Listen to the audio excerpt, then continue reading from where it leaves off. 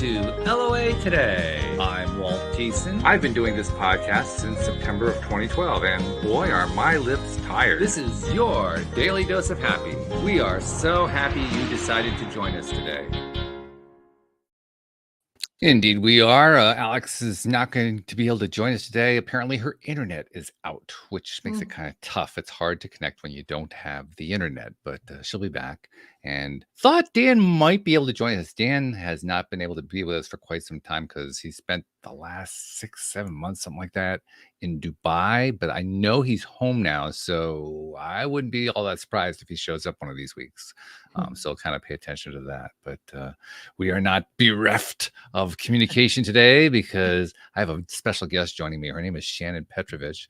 Shannon is a licensed clinical social worker, but she's also an author. And her whole thing is about helping people to deal with and overcome toxic relationships, abusive relationships, narcissistic relationships, all the good stuff, right? And she's an expert at that. And of course, these are topics that we have talked about before and we love. So it's going to be fun to get her perspective on this. But Shannon, hello, how are you doing today? Hi, Walt. Thanks for having me. I'm doing great. Glad to have you here. Where are you connecting from today? Tucson, Arizona. Tucson. Okay. Yeah. So where are you at right now? Is the hot weather turning into nicer weather at this point? Oh, it's gorgeous. It's absolutely perfect every day. And we live right on a nature preserve right near the mountains. So it's perfect. It's awesome. Yeah. Yeah. Well, I know the winter is the ideal time to be in the Southwest. So absolutely. Good stuff. So, all right. Well, you got to give us a little bit of a background. Tell us how you got to be Shannon Petrovich, the amazing licensed clinical social worker and author of the book Out of the Fog into the Clear. How'd you get there? Oh, gosh. I don't know about the amazing part, but it's been a journey. And I've been a social worker, clinical therapist for about 35 years. And about 5 years ago, I felt like sharing my insights and perspectives and strategies 1 hour, one person at a time was a little stingy. And there were so many millions of Interesting people, word. so many millions of people all over the world who are struggling and have no access to therapy. And it seemed like a lot of people were listening to YouTubes and it felt like a thing to launch into and just try out and see what happened. And amazingly, it kind of blew up after just kind of slogging along for a little while. Sure. And the thing that people really wanted most to hear about was toxic relationships, particularly narcissistic relationships. So I put out more content about that and more live streams and things like that to help people and just to share. And then that kind of grew into so many questions and so many times that people wanted to hear the same kinds of things of how to get well, how to deal with, how to heal from. And then I felt like I needed to pull it all together into a book. So I kind of forced myself to sit down and slog through the process of writing a book, which is not easy. But I do love to write. And the analogy of fog, because I'm a sailor, kind of really sparked my creativity. And I kind of got rolling on it. And then one day I hit save and publish and bam, there we are. It's funny how that happens, isn't it? I mean, anybody who's ever pursued the idea of, okay, I'm going to write a book, I'm going to put something out there, and then you go through the process, you have no idea until you get into it exactly what's involved. There's a ton that's involved. It's amazing. But when you get through, when you're done, there's a real sense of accomplishment, even before the audience has found the book. It is. It's really neat because all the thoughts and feelings and strategies and perspectives and I really focused it on journal prompts because I wanted to actually help people walk through the process if they don't have a therapist, or even if they do, they could use it in conjunction with therapy to walk through from the very beginning all the way through to really rebuilding yourself and your self-care and all of that. So when I got it all done and hit save and publish, I was like, wow, that's pretty neat. Yeah, well, it is neat. No doubt about it. And of course, I'm not surprised that you had so many people expressing a desire to learn more about toxic relationships, narcissism, abuse, and all that sort of thing.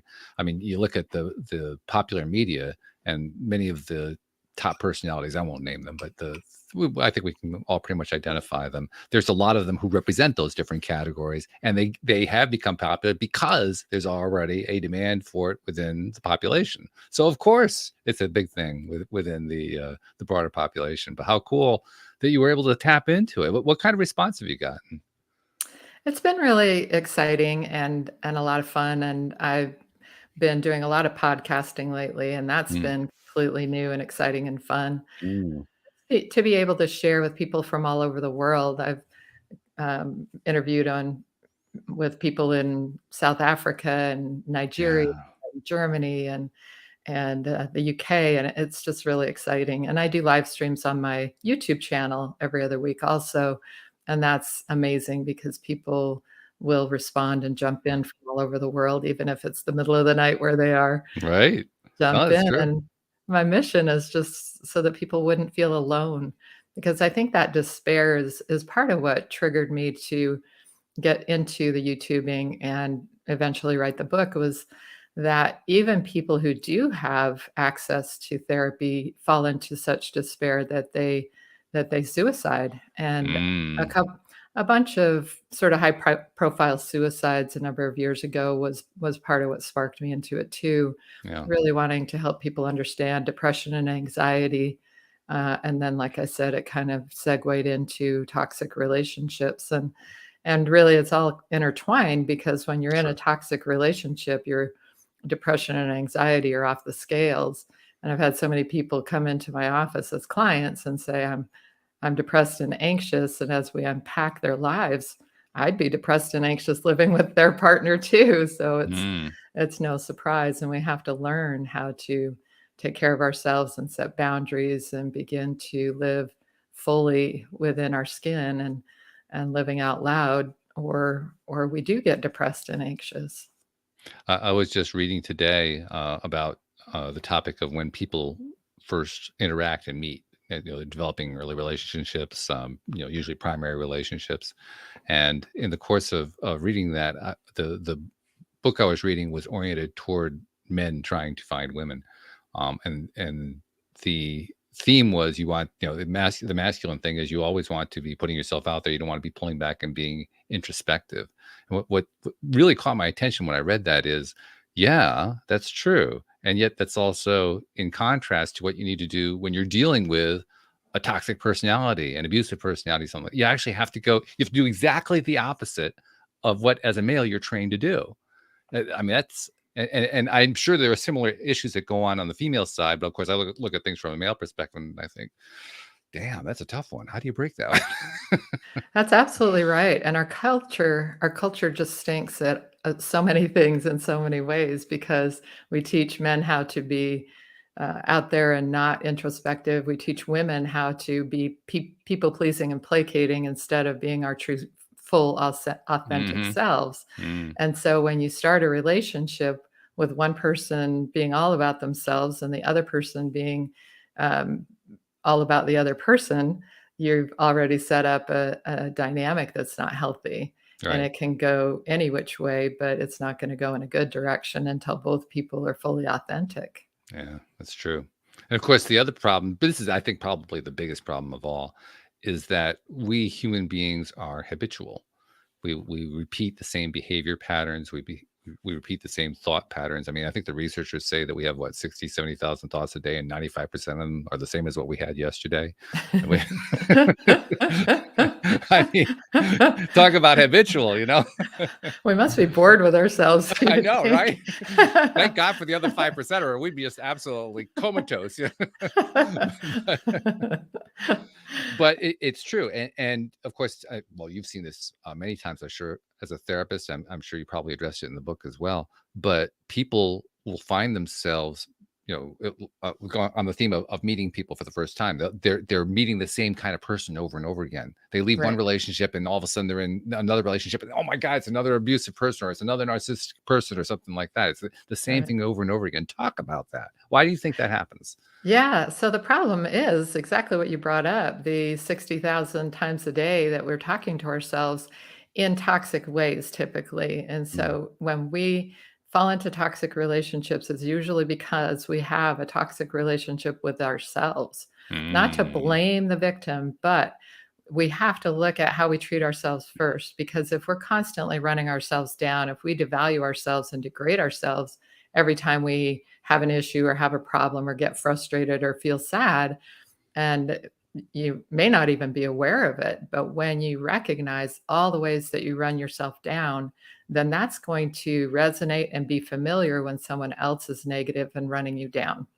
Instead of, if you're really good to yourself internally, if you are your own best friend, if you support, encourage, and nurture yourself when you're struggling, then somebody else being negative or self-centered or degrading of you, that would be absolutely abhorrent, and you would shut that down and you would walk away from that person. So we have to clean up the toxic relationship with ourselves first and foremost. And it may be that it resonates with someone from childhood or Mm. something that we interpreted from childhood that then became a toxic relationship we have with ourselves and with others. And if we look at that and really take the time to heal, and that's why in the last part of my book, I'm all about rebuilding the sense of self, rebuilding your connections, rebuilding everything. You probably come out of that relationship very bankrupt. But if you don't take that time to rebuild and to repair the internal stuff, whatever that's from, you're going to probably be familiar with that other toxic person. And it always looks totally different. And then it always is the same. And it's just tragic. Um, And the toxic people, I don't mean to degrade people, but the people who exhibit the toxic behaviors, let's describe it that way. mhm. They know what they're looking for. I mean, Oh, they don't sure. necessarily do it consciously, but they know exactly what they're looking for, and they see that if they keep seeing the same things over and over again in you, guess where they're going to go? Right. Yeah, Right, and that's the tragically perfect match. yeah, right. I did a video called that, the narcissist and the empathic person, the tragically perfect match, Mm, because for the empath, that is horrible. It's familiar, but mhm. it's not comfortable. Some people say, "Well, it's just comfortable." No, no, no, it's miserable and horrible, It but is. it is familiar, Yeah. and so that could resonate for them, and then they end up in the same relationship and then shocked, and then they feel stupid, and then they degrade themselves further. So it's kind of a terrible self-fulfilling prophecy. Then you feel worse and worse and worse, and then you accept more and more of that. So it's an awful pattern, but it's a very common one, unfortunately, until you uh, get off of that roller coaster. Mm. I'm totally with you on the use of words too, because what most people call the comfort zone, I call the familiar zone. So when I hear you saying that, I say, yes, that's the way I think of it too. Yeah, it bothers me when people say it's comfortable, because There's nothing that comfortable is about it. really starting to blame the victim, where you're saying, "Oh, Yeah. that's comfortable," and no, it's not, it's That's a great horrible. point. I don't think the people who use that phrase realize that, but that is a Mm-mm. form of victim blaming, isn't it? Oh, it's awful, just Yeah. awful. That's really something. That's good. Now, okay, let's say you're in that toxic relationship. The hardest part for many people is recognizing that they're in one. Why is that? So we talk about the fog, the fear, obligation, and guilt. And that fog is just like ocean fog. You literally cannot see what's going on around you. You don't know whether to move or stay put, and it's dangerous either way. So Mm, getting out of the fog is similar to getting out of the ocean fog. You have to find clarity, and you have to find rational um, anchor points. So if you're on a sailboat, you need a radar, and then you have to look at those stupid squiggly green lines that don't look like anything, and you have to trust them and move through that channel and mm, out into the open ocean. But when you're in a toxic relationship, that fear, obligation, and guilt gets you completely disoriented. The person is telling you it's your fault. They're blaming you. They're telling you, well, if you wouldn't do that, or if you would only do this, then I wouldn't get so mad, and then I wouldn't blow up at you, and then I wouldn't ABCD. So to get out of that is really hard, because you're busy blaming yourself. They probably separated you from your people, which gives you Good a, point. Yeah. a huge gap in your reality testing and your ability to figure things out. So the reality, sort of those radar lines and clarity come in different forms. For a lot of people, it's a crisis. So when a big crisis happens and something really big happens, and they can sit there and go, oh my gosh, this was really terrible. This happened, then this happened, then this happened. So I encourage people to write those things down, because you can stay anchored in that truth and those realities if they're written down. Otherwise, they start to blur into the fog again. Mm. And so very quickly you're telling yourself, oh, well, it wasn't that bad, or it wasn't too terrible, or I can handle this. And then you're back in the fog. So you've got to journal it, write it down. You've got to share it with somebody that you trust so that they can keep feeding it back to you. And then the other thing is to recognize that our emotional mind may never be on board with leaving. Mm. And our rational mind has to be the one driving the bus, because if we let that emotional mind, that trauma bonded part of us, always make the decisions, and again, our culture stinks at this. They say, follow your heart. Well, it's a terrible idea. I did a video recently saying why follow your heart is the worst advice ever if you are in a toxic relationship, because our heart may still love that person. We may still hope, we may still Mm. believe that something can change, but our head knows differently. And when our head knows differently and our head says it's time to go, you got to follow your head, not your heart. It's an interesting point, and I want to kind of expand on it a little bit by exploring an alternative viewpoint on it, because I think just from having interviewed people here on the program, many people who propose the idea, listen to your heart, what they're really saying is listen to your heart about what's important to you in your life, and which is a little bit different from loving the person despite the way that they're treating you. But it's such a subtle difference. I think that's probably where the problem comes in, because Right. especially for somebody who's in that traumatic relationship, they have trouble differentiating between the two of them. That's Right. actually one of the things that the toxic person was looking for. I mean, you mentioned how they try to separate people. Well, actually, one of the first things they look for is, does this person have anybody in their life? If they don't, they're a great target because they have nowhere else to go. Right. Yeah. Right, and so that separation, then the gaslighting, which is Mm, that making you feel crazy. Oh no, that's not what happened. That's not what happened at all. mm, Using other people to kind of gaslight you. Oh, everybody believes me, and what I put up with in you.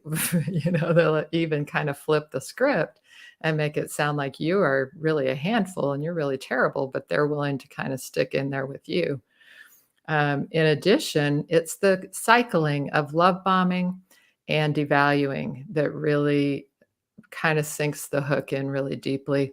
Because when someone is love bombing you, and it's different than love. Love is like, I really want to get to know you. I really want to hear how you think, feel, what you want, what your dreams and aspirations are. That's love. Whereas love bombing is coming in hot and being all about themselves, but all about control and manipulation. yeah. And so, one person I was talking to said this guy showed up with a ring to their first date, and she was like, "Oh, Really? wow." Yeah. Are you kidding me? I've never heard of that. Oh I my was like, gosh. "That's coming in hot. That's the definition." Holy cow. So I think that, and I think the follow your heart part might be that sometimes we get a gut feeling about somebody and we ignore it because Mm, we want to believe their yes. words, and we got Yes. to look at their actions. Yeah. And so that's something that's really crucially important too. But that cycling of love bombing, and then as soon as you get comfortable, they devalue you, run you down, kind of tell Mm, you your garbage. And then just as you're kind of getting a little bit of distance and going, I don't want to put up with this anymore, then they come back in with the love bombing. And so it's that cycling back and forth that gets you trauma bonded and hooked. And the trauma bond is really bad because then you're kind of doing their job for them. you're running yourself down, you're devaluing yourself, you're blaming yourself. And so a lot of times people will come out of those relationships. They don't know what they think or feel. They don't know what they want. And we have to start from scratch. It's a very, you're so emptied out of yourself because you've been so focused on that person. That's a good phrase. Emptied out of yourself because you're so focused on that person. It's actually a great way of saying you're not focused enough on yourself. And again, that ties into our culture, which teaches us very strongly, oh, no, no, don't focus on yourself. That's being selfish. You have to give most of your concern to other people, all that kind of stuff. It creates conflict in the mind. It creates a conflicting dialogue in the mind. And that dialogue can be awful hard to resolve if you don't have a good tool for resolving it. Right. And when I teach boundaries, and this is one of the really important pieces, circling back to your question, is it when you feel like you're in a toxic relationship, perhaps the thing that you really have to focus on is boundaries. Mm, So that demands that you figure out who you are and what you want and what you think and what you feel. And in doing that and expressing that to the other person, you get to see if that person is interested in growing and if that relationship is salvageable.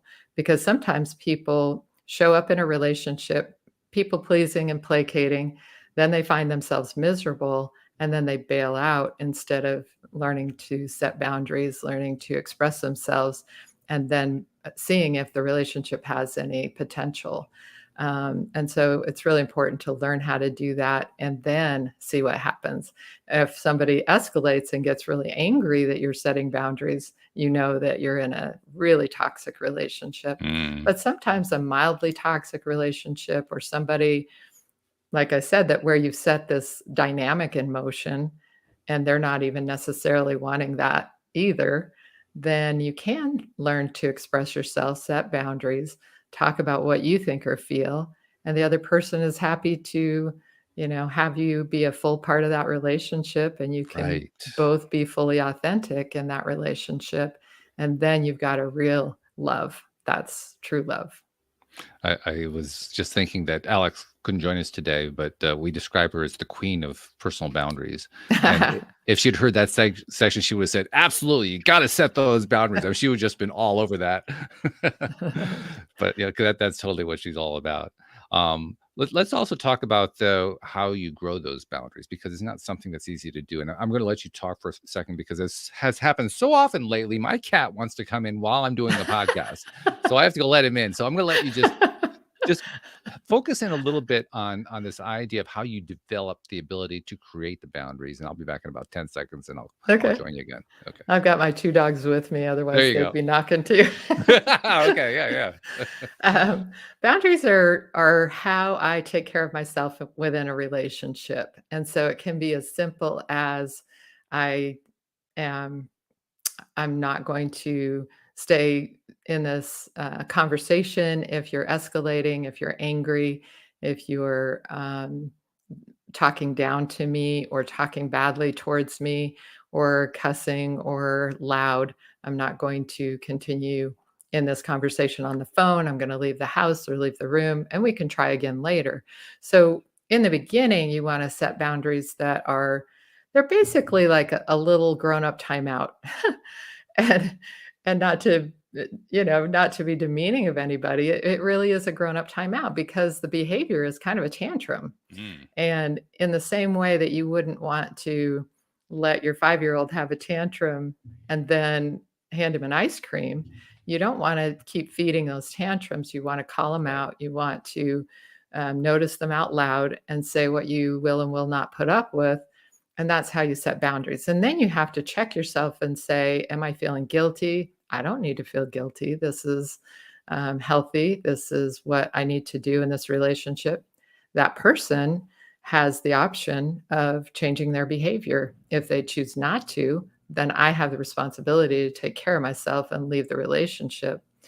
If they choose to grow from that, that's great. And I've seen lots of people grow and really save their marriages and partnerships and friendships and sibling relationships and mother to Hmm. son, mother daughter, parents, children. It's possible. And it's only possible if we are fully authentically ourselves with good boundaries.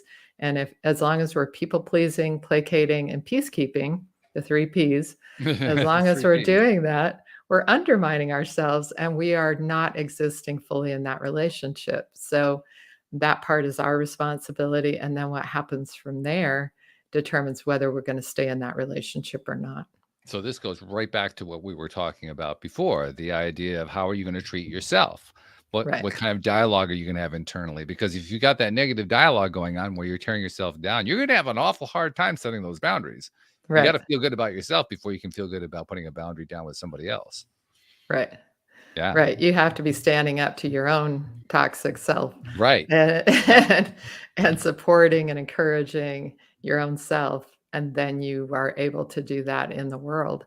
And it will make perfect sense. This also brings to mind, I have a favorite pair of concepts that like to talk about at times here on the podcast. Uh, one of them comes out of a survey that was done by Sean Aker, one of the spokesmen of the positive psychology movement, and he did a study when he was at Harvard, where he was trying to help the Harvard students to gain more confidence that they can achieve their goals because they're so stressed out and so forth.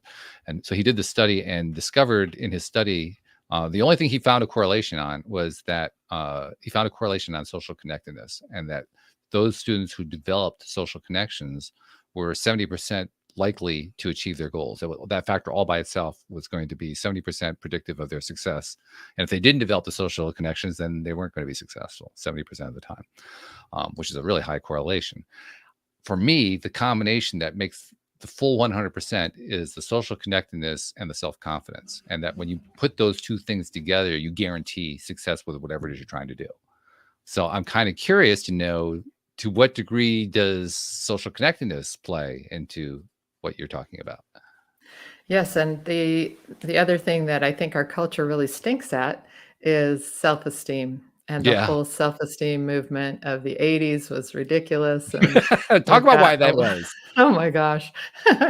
Because uh, parents just esteemed kids uh, oh, I don't know. It's like toxic positivity. Mm, And when you shower kids with toxic positivity and esteem for no clear clarity, what you create is kids who are anxious and depressed and confused mm, and don't have any real sense of being able to accomplish anything.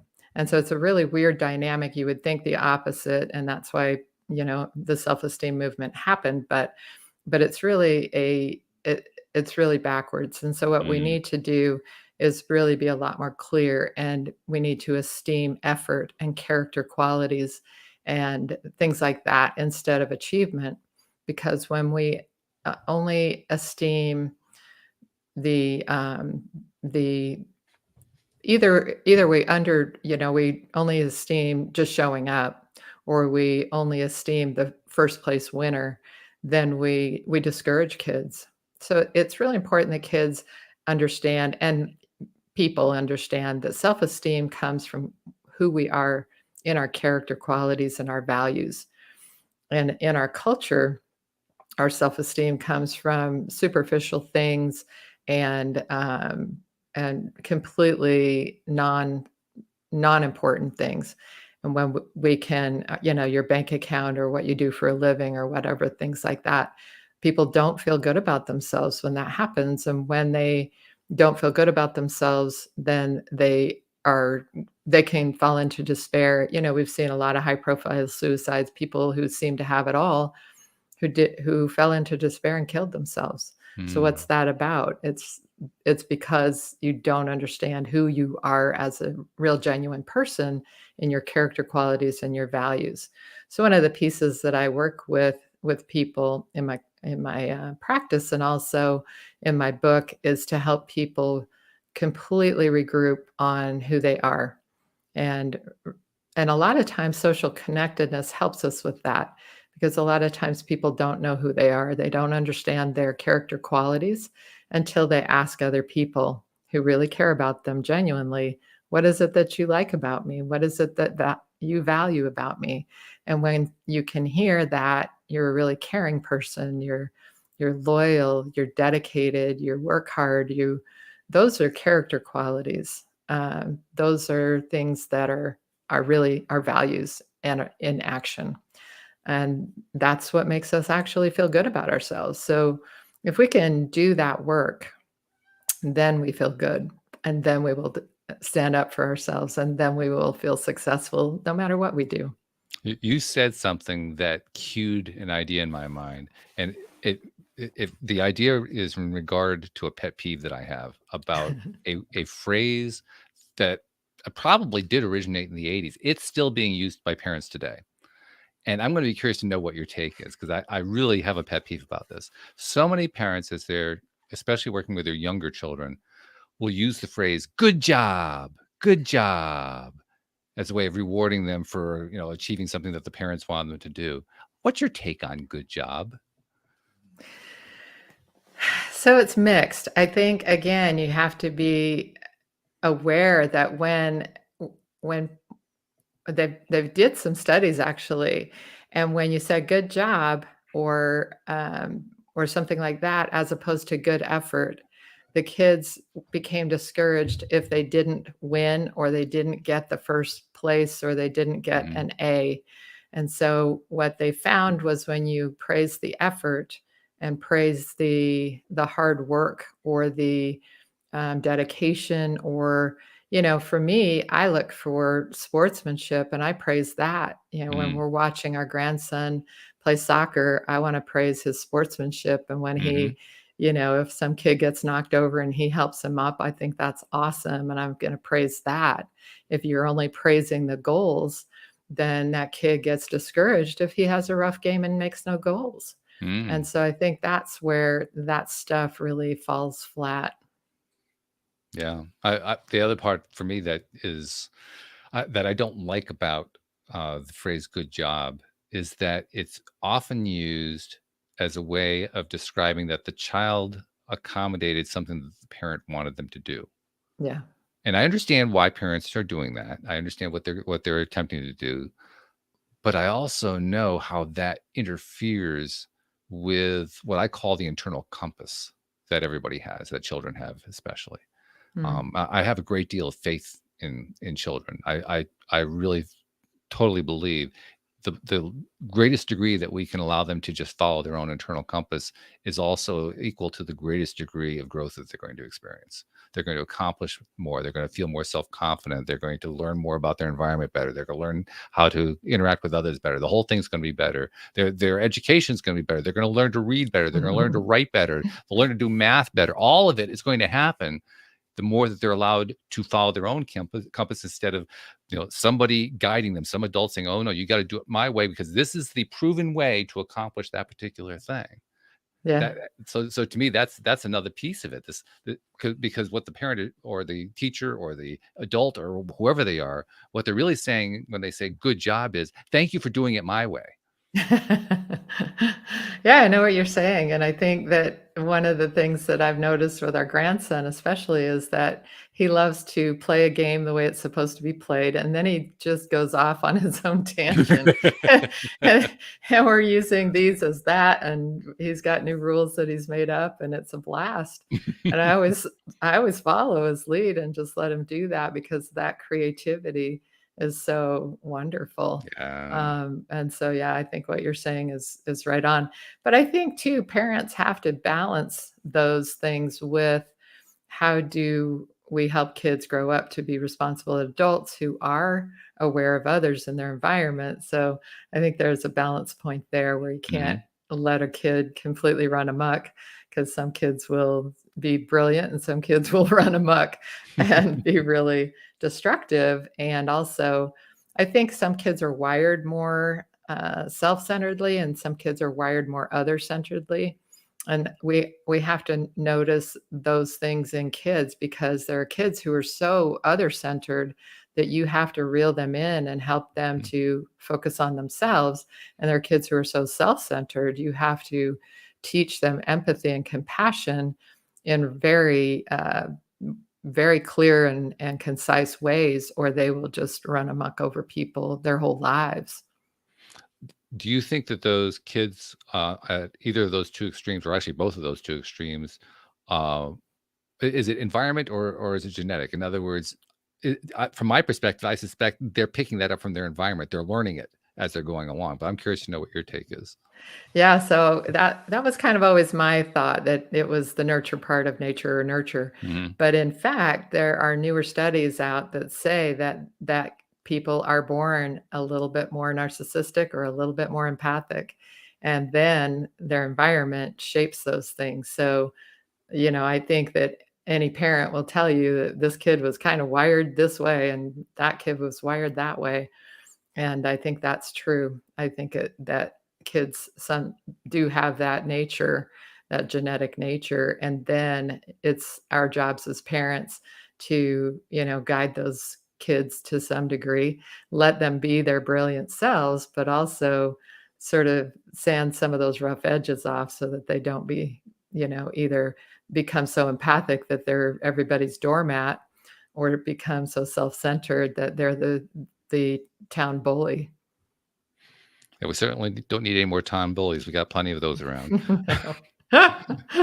Um, I actually want to probe on that a little bit more, though. Sure. I really am kind of curious because you said that there are studies that were done that showed that it is more wired in from birth. And I guess the question that enters my mind when I hear that is what are they testing for that tells them that it was there before they took their first breath? That's a good question. I don't know. I think that I'm believing what I read, but I don't know the details of it, so I can't go into it too much. But I do know from 35 years as a therapist that, parents do say this kid was just came out of the womb like this, and I've always struggled with his self-centeredness and his, or her, you know, very self-centeredness or superficial focus or whatever. Or this kid was so empathic that he would chase a puppy down the street and I couldn't get him to come back. And I do think that it's a parent's job, because I have seen the other thing that's happened over the last bunch of years is very indulgent parenting. And I think when you take And define that for a a moment. yeah, so it's parenting that doesn't have a lot of structure um, or boundaries, really boundaries. So when you are an indulgent parent, you let the kid treat you the way they want to treat you and have what they want and give them everything that they want, and don't have them make any effort to do that. You're kind of the snowplow parent where you're snowplowing everything out of their way. And so that overindulgent parenting is sometimes the thing that creates a narcissistic and otherwise toxic person. Now, I don't think that happens when you are overindulgent with a really empathic kid. That really sweet, compassionate, empathic kid and an indulgent parent, it's okay. But you take that kind of self-centered kid, that kind of wild kid, and you indulge in everything they want to do and every way they want to do it, then you're probably going to have some difficulties.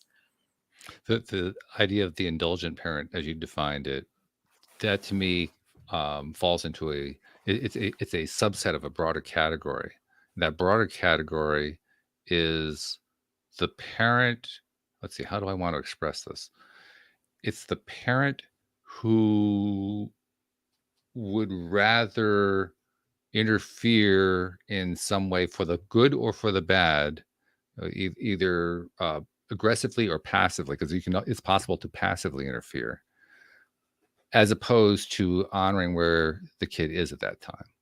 And so, for instance, in the case of the one that we're calling the pre-wired self-centered one, overly self-centered one, the way you described it was the parent who is overindulgent. So basically, they're meeting the kid's every desire, And when you do that, you're basically you're interfering with what the kid's growth is going to be like, because you're basically saying, I'm not going to let you fail. I'm not going to let you stumble and fall.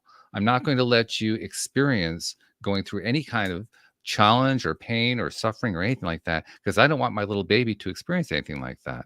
And when we do that, what we basically say, I'm not going to let you live. Right. And we're also saying, I don't trust that you can handle anything, and I'm going to Yeah. handle it all for Yeah. you.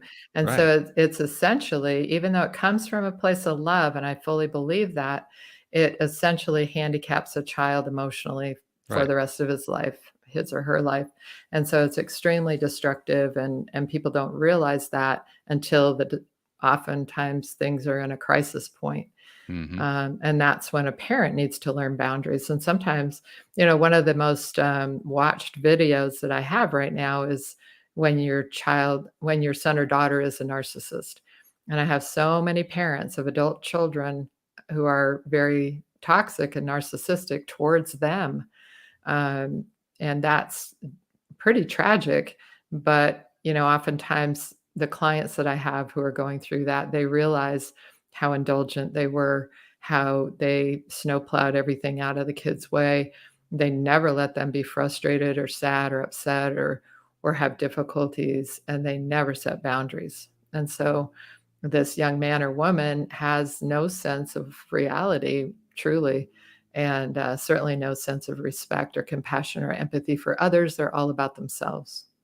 So I get the feeling at this point we're making the nurture argument rather than the nature argument. And that, like I said, you take an empathic kid and you overindulge them, no big deal. You No, take but a self-centered kid and overindulge them, you got real problems. so where does the problem come in for the empathic kid? How does the parent interfere with that?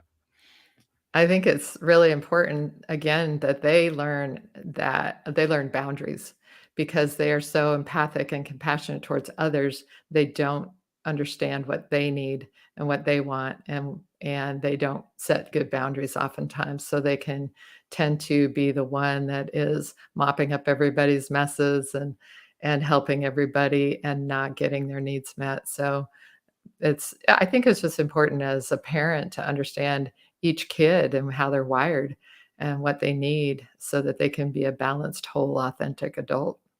And there, I would still say it's the nurture side of it, because in my experience, the parent who is experiencing an empathic child, and the empathic child is starting to flip over into that territory where they're not meeting their own needs, that's the parent that's basically sucking all of the benefit out of the empathic child, because they're, oh well, the empathic child will do this for me, the empathic child will take care of Yeah. that. Well, what should I have to worry about? Hey, this is great. I love this. Mhm. So I look at that as a nurture issue, because it's really the parent feeding the child information that doesn't serve the child, but serves the parent instead. Well, but when you have 3 kids or 4 kids in a family with the same parents or parent, and you have kids come out completely differently, you have to look at the nature and the genetic part, No, right? I'm not sure that's true, and I'll give you an example to show you why I think that's not necessarily true. If we go into a work environment, and let's say we have 4 coworkers that we work with regularly, and each one of them, we find we have to create a different relationship with them. Well, we do. We create a different relationship with every single one of them. We don't treat them all the same. Right. As a matter of fact, I think it's probably the worst advice. If you want to talk about worst advice, the worst advice you can get to a parent is to treat all their kids the same. Right. Right, because they're Because wired differently. they are all different. Every single one of them is different. Every one of them is reacting differently. I think probably the more important question is, what are you looking for from your kid, rather than what are you looking for your kid's benefit? Mhm. Because I think that's why we end up with parents who have a variety of different. I don't want to call it dysfunctional. That's too far in that direction. Kids with challenges that we're trying to help them through. Um, and this kid has this particular challenge, and that kid has that particular challenge. I don't think that's the example of nature. I think it's an example of a parent interacting with kids in different ways because they can get their needs met this way here, and they get their need met that way there, and it's like this nice little balance. All we have to do is just do this little dance continuously, and my needs get met. I love this.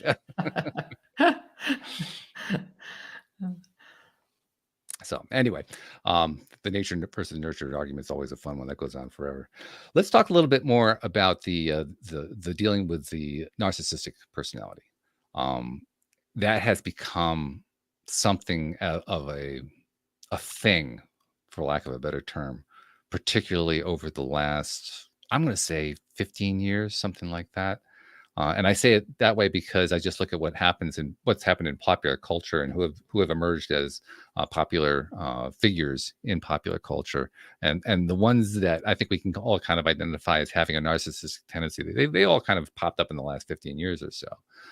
I suspect, as what's happened so often, the popular culture reflects what's going on underneath. So narcissism has been around for generations. It's been around for centuries, but in the last, call it 15 years or so, it's become a big thing. Why do you think it's become such a thing?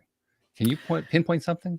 Yeah, several reasons. Bad behavior's been around forever, like you said, and we didn't use the term narcissism in my early career. We just weren't focused on that. It was certainly in the DSM, Hmm. the Diagnostic Statistical Manual, but we really didn't use that term very much.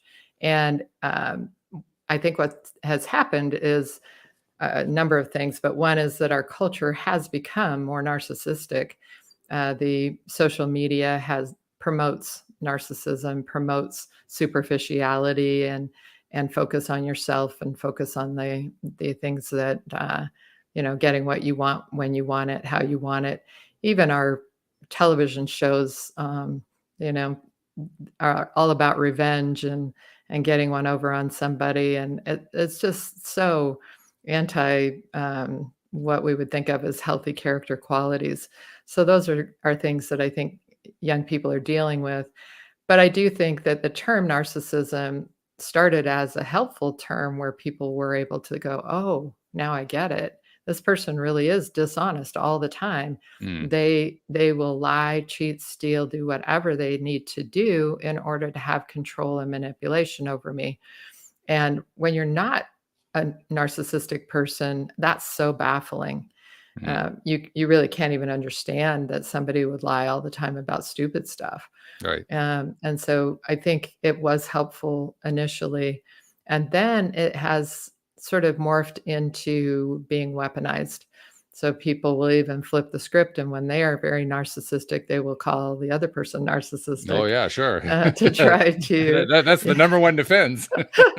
blame and shame and undermine that Right. person who's starting to get strong and want out. So I think that's a really important thing to notice, that that can be used as a weapon, but it can also still be very helpful to help people who are lost in the fog to understand that there really is a set of characteristics that is so different than how you think and feel, that you have to look at it as a separate thing, so that you can line up the facts, realize it's not about you, recognize that you're not going to fix it or change it, and it's really important to protect yourself and get out. I love that example that you gave about how they flip the script around, because that's my favorite way of identifying a narcissist by far. I see somebody who's constantly accusing others of what they do. I say, well, okay, now I got one right there. Yeah, I did a video called Projection, how narcissists Right. tell on themselves, and they literally do that. They'll say, "Oh, you're so judgmental," and it's like, "Well, wait a minute, you're the most judgmental person ever. You're so superficial." Wait, what? That's you. You don't tell the truth. No, I'm always truthful. You're not. So it's that flipping of the script that you're right. That's that projection is a classic way that you can see when someone's toxic. It's also something that I've used to evaluate various cultural points. For instance, back in the 1970s, there was a song that came out that I think was the popular story was that it was about Warren Beatty, but the song was called "You're So Vain," Yes. and I realized later on that the author of the song qualified. Like, okay. It reminds me of the old adage about when you point your finger at somebody, there's 3 more fingers pointing back at Right, you. It's one of right. those kinds of things. So now it's gotten to the point whenever I hear somebody complaining about somebody, I say to myself, okay, so is there a little narcissism going on here? Yeah. It's one of those really challenging things. It's also, well, to me, it's also a positive reminder. Because if I can remind myself every single time that I have a tendency, because I mean, we're human, we all do stuff, right? We all say things that we perhaps would regret, or maybe we don't regret. But we say these things, we do these things, and we can start to recognize in ourselves, well, why am I getting negative about somebody? Why am I pointing a finger? Why am I doing all this stuff? And that actually I find to be a starting point for growth. Because if I can identify that I'm, first of all, that I'm doing it, usually I can, if I dig far enough, not always, this is where a therapist comes in, but usually I can identify where I got it from. What made me want to do that? What made me want to point the finger? What made me want to disparage? What made me want to tear somebody else down? Because invariably it was because of something else that I was feeling, that I was experiencing. So I see that as a growth point. I'm curious though, because you, as a therapist, you run into people, you experience work with clients who are so stuck on this kind of stuff that that kind of analysis is often hard to just get through. You have to kind of like go deep. You have to go into childhood roots and things like that in order to help them out. So what's your take on the role of having an opportunity to see your own behavior and learn from it? Absolutely. One of the things that I teach all the time and talk about a lot is emotionally stepping back and being able to notice things from a little bit of an emotional distance. Because when we are completely involved and engrossed and engaged in someone else's behavior, we can't see the forest for the trees. Mm. But when we step back, and I call it watching the circus go by, Oh, because I okay. think That's a good I phrase. I think like that. if you step back and watch that person, and whether it's, narcissistic behavior or anything, if you step back and watch, you'll notice different things. So maybe stepping back and watching, wow, that person is truly empathic and truly compassionate in everything that they're doing. Mhm. This new person I met is just really fascinating, that they're just an open book. They're not afraid of sharing their thoughts and feelings with me. When I share my thoughts and feelings, they seem to really take it in. So stepping back emotionally, being able to notice things is really important. When you notice that somebody's behavior is just really raunchy and you step back, you're not engaging in it. And so you can even stay present, because some people have to stay in that narcissistic relationship. They have to, whether they're co-parenting or whatever reason, they have to be able to be physically present but emotionally distant. And so it's an extremely important skill to learn. And I've had clients who said, "Yeah, I was around my mom and she was acting all, but I was just watching the circus." I'm like, "Oh, wow, there she did that. Oh my gosh, then she did that. She always does this next. Oh, there she does. There she goes." And Mhm. so that helps protect you emotionally and help you remember and remind yourself that that's not your stuff. Yeah. That's that person's behavior, that's their choices, and you don't have to be involved in it and engaged in it.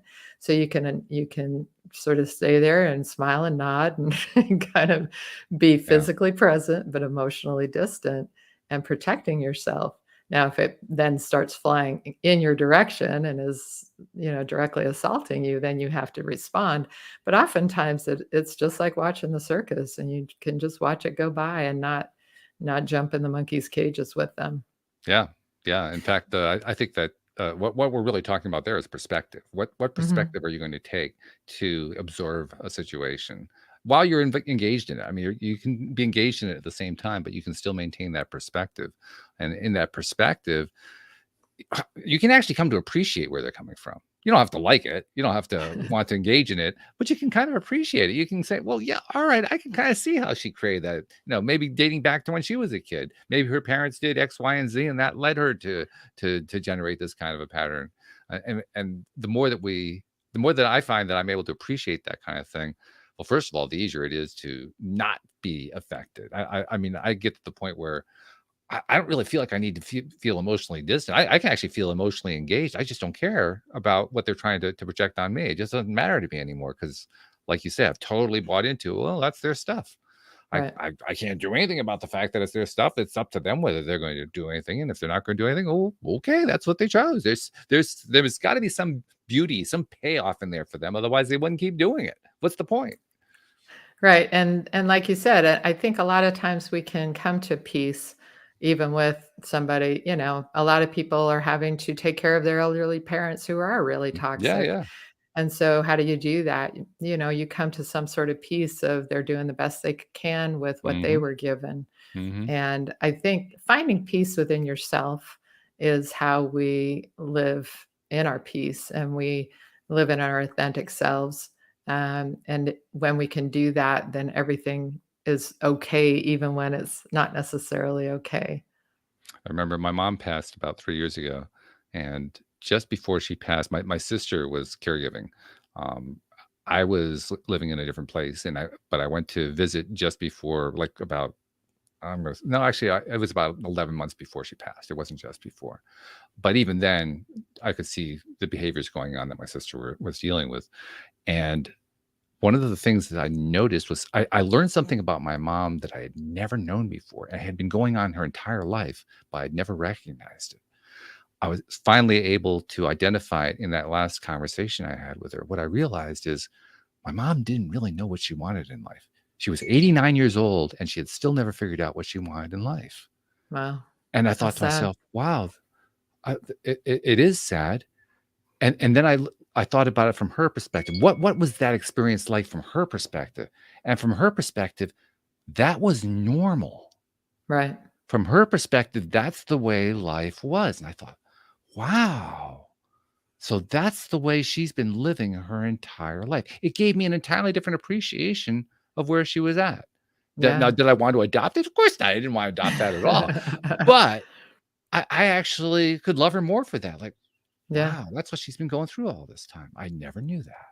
Yeah. Yeah, it's amazing when we find out more, and it, again, if there's a whole spectrum of toxicity, and some people are in the mild, and some in the moderate, and some in the Mm, severe.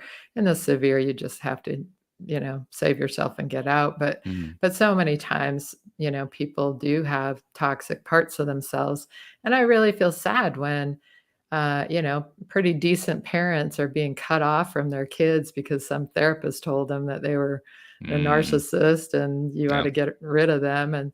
And people who are estranged from their kids because they went to therapy and somebody kind of overreacted to something. Mhm. It wasn't, I don't know. That's one of my current pet peeves I is hear you. people completely cutting people off when they're really in the more mild to moderate, if anything. But instead of learning to set boundaries, talk things through, even if it's uncomfortable, people just kind of cut people off and they're done. And if it's It's your true. child or your parent or whatever, I think that's really sad. Yeah. I'm recalling something that, my wife once told me. My wife's a former psychotherapist, Oh, and, wow. yeah, and, it's interesting when you're married to a psychotherapist, you learn a lot about therapy, Yes, my husband would concur. but you also learn something about therapists, and the point that she made is very few therapists actually want their clients to grow. They'd rather Mm, just that they just keep coming back. It's a I'm the rare it's opposite. a it's well, I'm I the get that sense. opposite. Yeah, but it's a rare therapist who says, "Grow or go." Yeah. That would be me. Yeah, but talk about why you think that's important, 'cause I personally think it's important. I know you do, Oh but talk about gosh, why yeah. that's important. And therapists are people too, and Mhm, they have their dependencies and their codependencies, and oftentimes they need to be needed. And that is a very terrible thing to be as a mm, therapist because then you need people to stay sick in order to meet your needs, and that's yeah, awful. And I know, current clients who've had therapists like that in the past, and I let them know right up front, that's not me. I have boundaries and I and I'm going to push you And I'm going to give you lots of thoughts and ideas and perspectives and strategies every single session. And I'm going to, keep checking in and pushing you every single session. So, and sometimes people say, well, that's not me. And they find somebody else. And I Yeah. like that phrase, grow or go. Yeah, it's a good 'Cause one, isn't it? Yeah. I think there may have been a few that left because they They didn't didn't want to want to grow. grow, and it was too What, do uncomfortable to work? I sit came with here to me do every work? week. No. I'm not here to work. You're here to fix me. What's going on here? What am I paying you the good money for? Yeah, it's a challenge. Hey, this has been really a great conversation, though. I really like that you came on and shared your stuff with us. Before you go, got to get some information from you because you have your book out. Mhm. Well, and you also, I imagine you have a nice, easy way to find it. But tell us about the book and tell us how they can find it. Okay, so it's Out of the Fog into the Clear, journaling to help you heal from toxic relationships. And like I said, it's strategies, perspectives, and lots of journal prompts. And you can use those to talk to somebody about those, or you can actually journal it out, whatever you choose. Some people Mhm. hate journaling, so they go, "Oh gosh, I don't want that." But it's a guide to really help somebody work through the things. And sometimes people have been out of the relationship for years and they still feel the same way, and if that's you, it would be helpful to you as well, because sometimes that we left physically and not emotionally. So I talk about all those things that we've talked about today, and give you a little bit deeper look at that. My landing page is nofoggydays.com Good or one. therapisttalks.com. And so you'll find my book link and my Therapist Talks YouTube channel. I do live streams every other week, so jump in and ask questions and join me on one of those. Nice. Yeah, so I just want to be there for people and help people feel that they're not alone.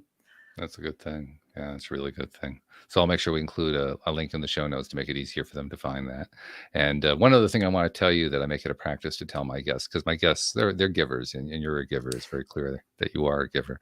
There are many people who you've never met, who you've never seen, who have heard what you had to say on a podcast, or they've heard on your own weekly thing that you do, or maybe something that you wrote, and it benefited them in some way. They took something away and made a change in their lives, and the lives got better and so forth.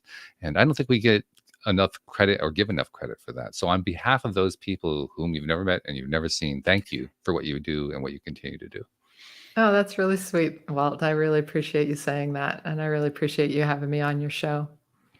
Glad to have you. So once again, please check out Shannon Petrovich's book, and thank you to our podcast listeners everywhere. We'll see you all next time here on LOA Today. Goodbye, everybody.